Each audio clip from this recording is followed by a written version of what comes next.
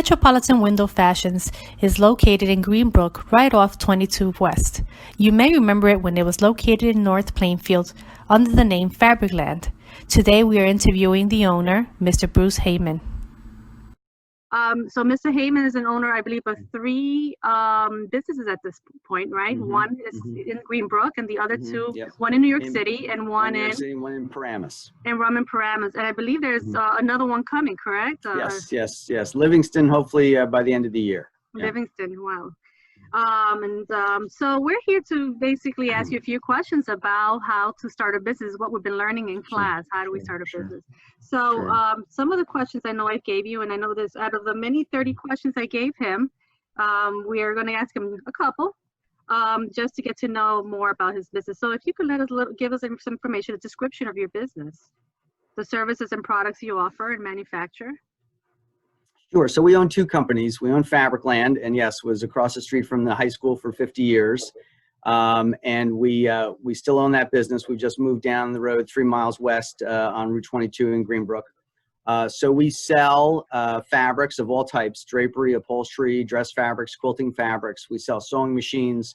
We teach sewing. We sell sewing notions. So that's our fabric business. But the bigger part of our business now is called Metropolitan Window Fashions, and we sell custom shades, blinds, draperies, reupholstery, and we have the 3 stores: Greenbrook, Paramus, and New York City. And we come out to the customers' homes, we bring the samples, we measure, sell the job hopefully, come back, fabricate it with the product, and install it. So that's our business. Those are the two businesses. Okay, and I believe within your business, you also have I believe behind your business is a manufacturing part of your business, correct? Right. So we still sell ready-made curtains. You can come in the store and you can buy ready-made curtains off the shelf, go home and hang it yourself. But most of what we do are custom fabricated items. So when you talk about business, you have to think about, what does the other guy. What are the things that the big box stores can't do? Like if you have to go up against Home Depot and Bed Bath & Beyond, you're going to be in trouble. So these stores can sell product that sits on a shelf, doesn't require any sales help. But when it comes to anything custom fabricated, whether it be a custom floor, custom kitchen cabinets, certainly custom window treatments, that's where the smaller retailers can stand out. Okay. So how did you get your idea or concept for your business? Like, how did it all begin? So we are a family business. So as my grandfather started the business, and ironically, his business was called Chain Decorators, and it was very much like my Metropolitan Window Fashions business. So it was draperies and upholstery. Started out in the Depression, started out in 1934 in Plainfield, New Jersey. And so what we're going through now with the pandemic, it's like, listen, we've been through it before. So we've been through depressions, recessions, world wars, you name it.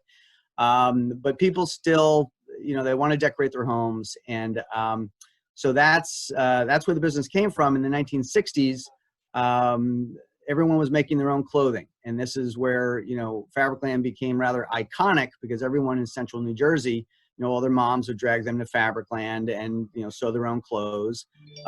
So that's how that business evolved. But as I got into the business 30 years ago and bought the business from my parents, it became obvious that, certain aspects of the business were not as strong as they once were. People don't really sew their clothes that much anymore. We used to do a bigger business in ready-made curtains, but that business became dominated by the big box stores.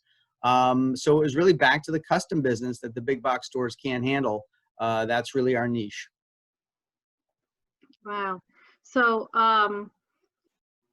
okay, so so you can explain already how you started your business. You bought your business from your parents. So what kind of background and skills do you feel like are necessary to run a business like yours? I mean, is there a training, education, or work experience? If you could. Yeah, I think it's an excellent question, certainly for your students. You need experience. And I think it's great you're teaching a class on entrepreneurship. But first of all, high school students, it's rare that they really know what they want to do. And if they do, that's great. But really, you need to go out and get experience in the real world. So if you want to become a chef, go work at a restaurant and work at several different types of restaurants. Work at even a fast food place, but maybe, step up a little bit to like an Outback or something like that. But then see if you can find a restaurant that's maybe small and family run. Because my experiences before I got into the family business, I was in the travel business, and I worked for both a small travel agency and I worked for one of the largest travel agencies in America. So you get a different perspective. So, working for big companies or working for small companies is very important. And along the way, no matter what you do, even if it's not in your field that you're going to end up in, I ended up in the home furnishings field. And my experience right out of college was in travel, the travel industry. Any experience along the way is going to be helpful. So, work for people who can teach you something, and don't worry about jumping from job to job. All you owe them is 2 weeks notice. If it's not working out, give them 2 weeks notice. I'm sorry, it's not working out, and you're out the door, and you go find something else. I think that's great advice. I think that, and I think we talked about that in, I was telling you a lesson that I did with the students where I shared with them your advice on that. So we've also been learning a lot about marketing a business. We actually did a sort of marketing of some of the businesses in North Plainfield, our version of it, because we're high school students, we're not majoring in business or marketing. But for for Metropolitan Fabrics, how do you market your business and your products? Well, that's the $1 million question.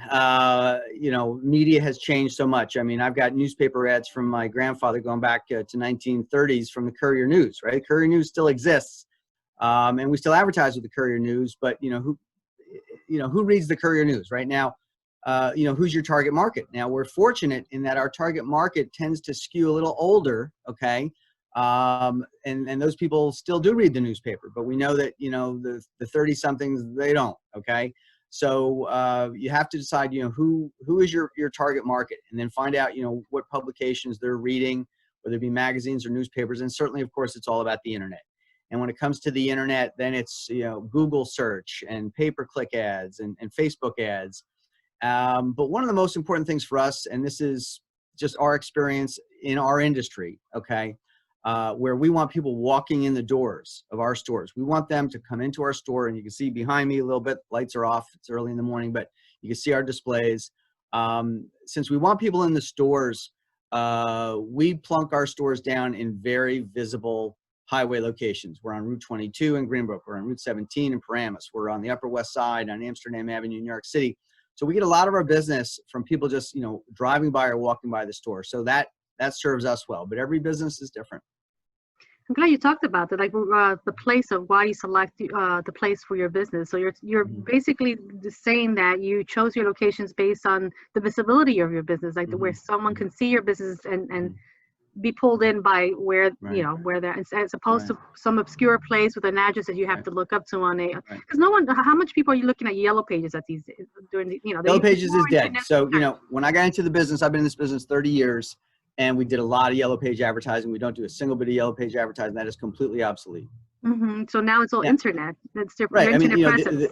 Google is the Yellow Pages. So, and within a Google search, if you were to search right now for, window treatment stores in New Jersey, okay, hopefully you'll find us. But you'll see the paid ads. And again, it's a big business, small business scenario. So you got the paid ads, and then you got the what they call organic search. And we really can't compete on the paid ads because, again, I'm competing against Home Depot when it comes to paid ads. But if I were to look for someone to come to my house, if I were looking for a plumber, I don't want 1-800-plumber. I want the local guy from North Plainfield. So how do I find that guy? He's not going to be having those paid ads. I don't know who that guy is. But if I search down a little bit past the paid ads and I find the local guy, that's what I'm looking for. And we feel our business is similar. We're going to send someone into your home. So you want the guy who's local. You want the guy who's been around for 80 years. And so that's our approach. Now, you have to pay somebody to, do the search engine magic that he does to get us up there in the organic searches, because we're not the only ones taking that strategy. So it's very competitive. And then, once they find you, of course, it is the website itself. So, okay, now they've been to your website. Is that compelling enough to get them to call you? So that's the game. Wow, that's a very challenging game. As you know, I went through that myself. That's how I lost my business. Right. We are competing with the big names. So one of the questions I wanted to ask before is, so your business, does it have a mission statement? The reason the business exists? I love this question, Nancy. So turn the recording off. No, just kidding. What's the mission statement of any business? We're here to make money. Okay. If we don't make money, we can't pay our employees and we're gone. Okay. But of course you can't publicize that. Right. So, so I've thought about this because everyone's like, what's your mission statement? And it comes down to, we're going to do the right thing. And what I mean by that is we're going to do the right thing by our employees. We're going to do the right thing by our customers. We're going to do the right thing by the community. Because you have to go home and sleep at night. And certainly for me or any small business owner, we run into people in the supermarket, we run into them, in the park. And, you want to be an upstanding individual all around. So that's our mission statement. We're going to do the right thing. And may I say that your business is very involved in the community. I know I see you everywhere, Mm-hmm. And you're very involved in our school with any community opportunities. I mean, promoting other businesses. So I think that you were definitely doing a great job in that. Thanks. Okay, so you answered one of my questions already within the questions. I'm not going to repeat questions, okay? So what do you attribute to your success? Like, what are some of the things you feel like been a great, to your success, why you've been successful? Well, listen, I had a bit of a head start. I bought a family business that was ongoing, but that was no guarantee. I mean, that was a business that quite honestly was, things were changing, right? So I've completely changed the business. Our business now, Metropolitan Window Fashions represents 90% of the business. Fabricland represents 10% of the business. But I won't deny that, it was nice to come in to an existing business. But after that, it's just hard work and networking. The hard work is, 6 days a week. I'm in the shop and it really doesn't stop. And the networking aspect is that when you are the boss, I was alluding earlier to your students should, go learn from other people, get a job and learn from others. But when you become the boss, who do you learn from? So that's where networking opportunities are very important. I am the president of the North Plainfield Business Association. I belong to other business organizations, but I also belong to national organizations. I go to national trade shows. So you really need to get out and meet and talk to people and work hard. That's the key. Okay. And I completely agree on that point. Definitely, even as teachers, we're all involved in our organizations, but that's how you learn from each other. And that's something that I mentioned to my students, like everyone needs a mentor, like not just students, not in high school. We all need mentors. We all need someone to, especially with everything going on, with the small business loans going on. I'm sure there's a lot of questions and people are reaching out to each other just to help each other. So I'm going to leave you with one last question. What kind of advice can you give someone thinking about starting a business? Well, again, for your students, it's, go work for someone that you think can teach you something. So again, if you want to be a fashion designer, and it doesn't have to be working in New York City for Christian Soriano. I mean, it can be working at a retail clothing store. You'd be surprised what you can learn. So, just gain as much experience as you can. Don't be afraid to change jobs because, you're there to learn. And, all you owe your employer is, you show up, you show up when you're supposed to, you're on time, you're professional, you work hard. And then if, a year later or 6 months later, whatever the time frame is, you feel like, listen, I need to move on. I'm not learning here. Then, give them 2 weeks notice and move on. So, work as many jobs as you can, get as much education as you can. The county and state schools in New Jersey are fantastic. I don't feel that, private colleges are really worth the money. You get the same education at a state university and you get a terrific education for the first couple of years at a county college. So, get your education, get your work experience.